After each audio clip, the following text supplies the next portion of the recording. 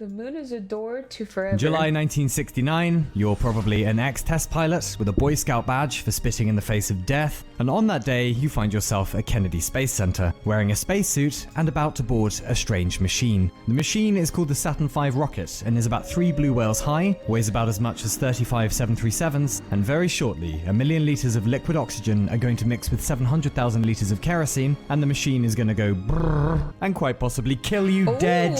So you hop in with your 2 other mates, strap up, and try to ignore the fact that you're about to ride the explosive equivalent of 400 tons of TNT up into the sky on the back of 7.5 million pounds of thrust. Cool. And sure enough, a system of valves open below you, mixing the liquid oxygen and kerosene, and are ignited. The cabin rocks left to right with the guidance computer gimbaling the 5 gigantic F1 engines 300 feet below you, desperately trying to stop you smashing into the launch tower. You are squashed back into your seat 4 times your normal weight. By 9:35 a.m., you're 42 miles high, riding 5% of America's federal budget into the morning sky. By 9:44 a.m., the first 2 stages of the rocket are jettisoned and you're 118 miles high. By 12:22 p.m., you're in orbit, going at 24,000 miles an hour, or if you prefer, speeding around the Earth at about 17 times faster than a bullet. By 12:49, you get the word you'll go for translunar injection. A few minutes of engine burn later, and you're now headed out of Earth orbit. You blow the— I'm listening a lot because I like the way he's explaining it.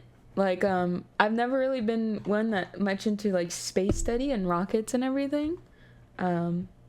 I don't know much about it, so I like the way he's explaining it. Bolts connecting the 2 sections of your rocket ship, like separating your module from the lunar module, like spin them around, and dock again. The Earth begins to recede behind you. By 2:45 p.m., you're now riding 26 tons of food, instruments, and science at about 25,000 miles an hour. You are the commander of Apollo 11. And while 2 NASA missions have orbited the moon already, yours will now attempt to be the first to land and stand Who are these on people? that alien world. Are they the ones that walk the moon? Fun fact, peeing in zero gravity is a nightmare. To counteract this, since all Apollo astronauts were men, engineers developed a system whereby one would urinate into a condom attached to a hose. The condom sizes came in small, medium, and large. Legend has it that some astronauts were choosing the large size based on pride, and some were making a mess because it wasn't the right size. Allegedly, NASA opted to rename the sizes extra large, immense, and unbelievable.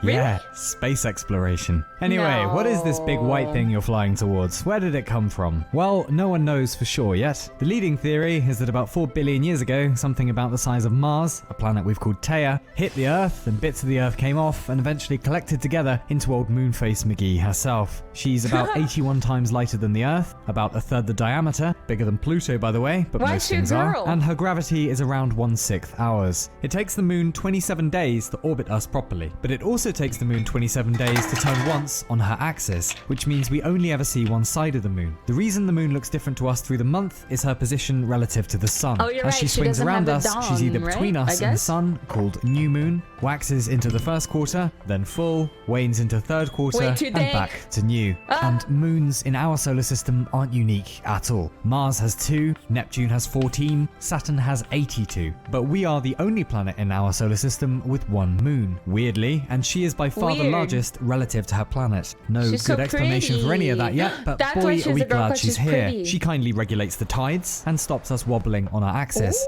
All in all, very pretty, very mysterious, and would you look at that, you're almost there. Well, about 33,000 miles away, but you've entered the moon's sphere of influence. That means the moon has more gravitational power over you than the Earth does. Shoes off, best behavior please. You're in her house now. Out the window and below is a barren expanse, a visual history of great violence. Craters where comets hit, some as wide as 175 kilometers in diameter. 1 astronaut stays in the command module while you and your colleague transfer to the lunar module. And before you know it, you're separated and descending to the surface. Ancient and dead volcanoes have covered the moon in 23 of what our ancestors mistook for Maria, Latin for seas as we still call them today. The Sea of Crises, the Eastern Sea, and there, our destination, the Sea of Tranquility. But you're traveling too fast for some reason and overshooting the landing spot. Still, you've come all this way and you'll be damned if you quit here. 6,000 feet above now, alarms go off. 12:01 and 12:02. No one back on Earth is sure what that even means, but they advise you to carry on with the descent. Beside you, your co-pilot calls out the altitude. You're now coming down on the southwestern edge of the Sea of Tranquility. But there are boulders the size of trucks everywhere, no sign of flat. You can't land here.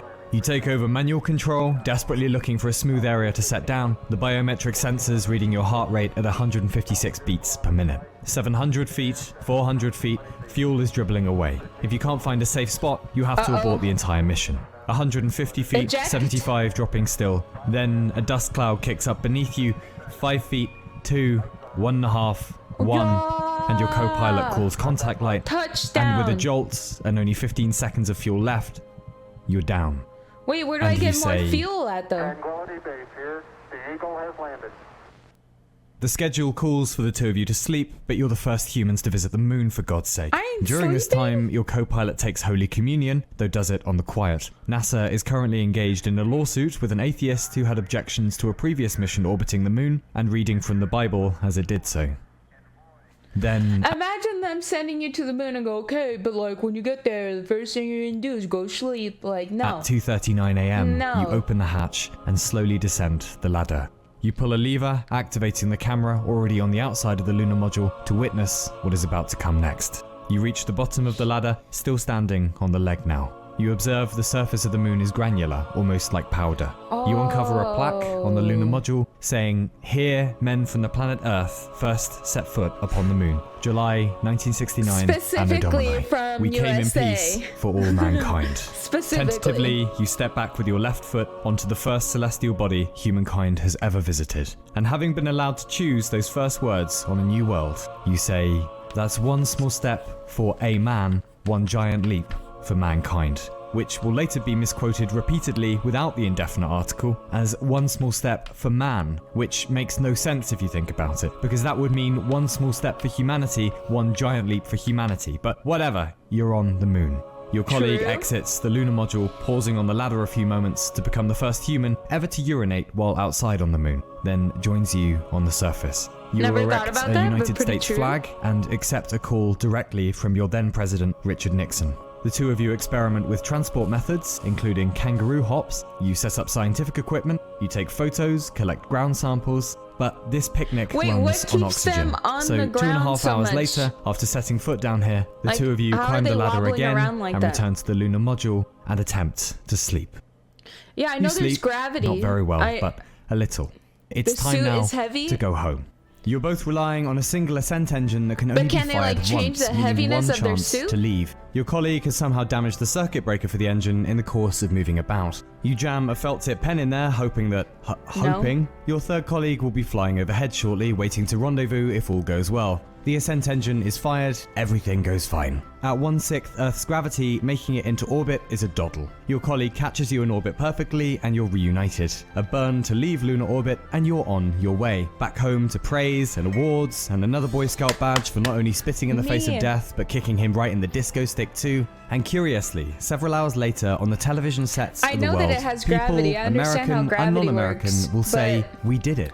We I did it." didn't As know if they that could just plaque like left on the waddle surface like rings that. I true thought that already. when they We stepped, it came in was peace like for all mankind. harder to walk than And that. during your 3-day journey back to But Earth, maybe 'cause the perhaps you speed of wonder it. when we'll come back to the moon. That's why. In 4 months, actually. Then 5 months later, but that doesn't go so well. 9 months later, that time goes fine. 6 months later, 9 months, and then the last mission 8 months later. And as much as it might surprise you to hear, for the next half century, humans will never leave Earth orbit again. Oh, there'll be shuttles Why? and space stations, horrific disasters, collaboration, but all from the tether of Earth's gravity. For us Why? in the future, though, things might finally be about to change. Firstly, NASA have committed themselves to returning to the moon with Expensive? humans by Oh. 2024 as of today, and they've been busy bees designing the Space Launch System to launch in 2021. It could get us back to the moon easy. But now we have commercial projects taking off. SpaceX. SpaceX, Blue Origin, Boeing, all of them vying to get us back on the lunar surface. Things are occurring. Obviously, going back to the moon for science is attractive, but science probably won't be enough to keep us there because cha-ching ching, etc. There are plenty of resources for mining on the moon. Gold, platinum, yada yada, and rather more unique, helium-3, an isotope useful for nuclear fusion. But the real dog's gonads to go back for is more spacing.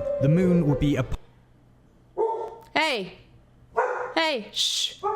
Shh! perfect base of operations for serving as a practice ground for learning how to live in hostile places for when we go to certain other planets soon, which we will, She knows. and fueling up and maintaining vehicles leaving Earth. She only usually barks at something, so give me a second, because she's a smart dog. She wouldn't bark for no reason.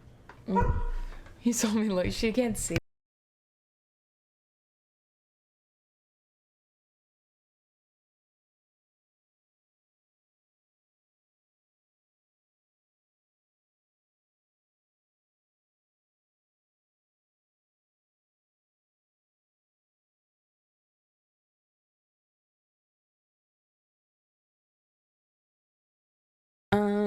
I don't know what she's barking at.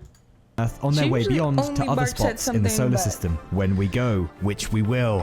Also, we could build mass drivers to shoot objects elsewhere with no need for propellant, establish farms, schools, administration, Buzz Aldrin took a wee on the moon first day, whatever, but a beginning, a point of departure to the rest of the solar system. And one day, long from now, but one day, beyond the solar system too, perhaps. If this is what you wake up to every morning, if this is the view from your lunar window, how would you feel about our petty squabbles back on Earth? No astronaut has ever returned from space and said, yeah, the universe was alright, not as good as a nice fight though, eh? Come here, you little... Almost all of them came back more placid, more prudent, and more inclined to see our planet as the fragile marble that it is. And as those lunar humans would look down on our fragile condition, we'd look up at them every night, and it would be a constant reminder not only of the power of human endeavor, but that we're out in the universe now. And surely that would change all of us down here. And if we're very lucky, maybe even change us for the better.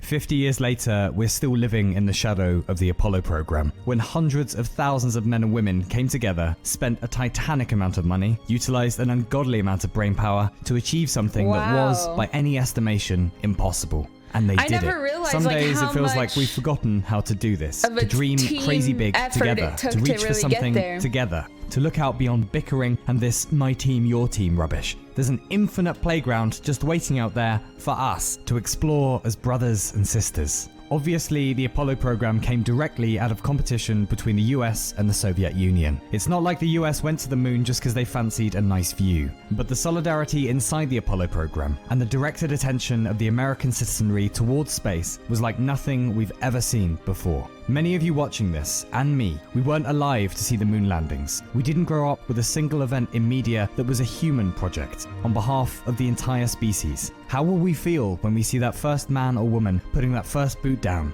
on the red sands of Mars? I, for one, will be crying my eyes out. Just happy I got to live long enough to see my species at the beginning of leaving its cradle and finally learning to walk.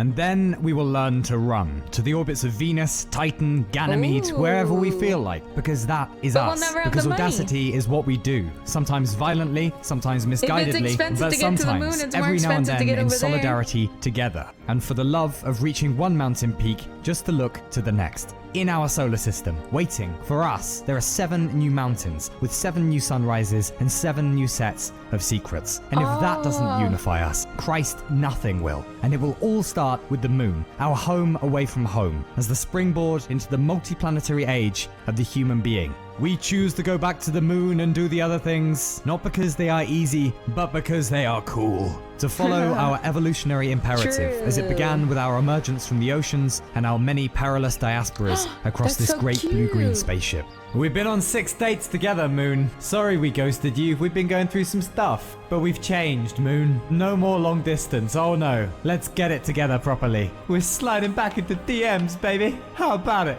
Let's settle down together and raise a solar civilization, eh? These are precarious times. So too were they precarious half a century ago when those first explorers set off for space. If we can hold it together, this might be just the beginning of the beginning for our species. Because we are currently audacity monkeys, but we could be forever monkeys if we wanted to. And the moon is clearly our door into that forever. I don't think so.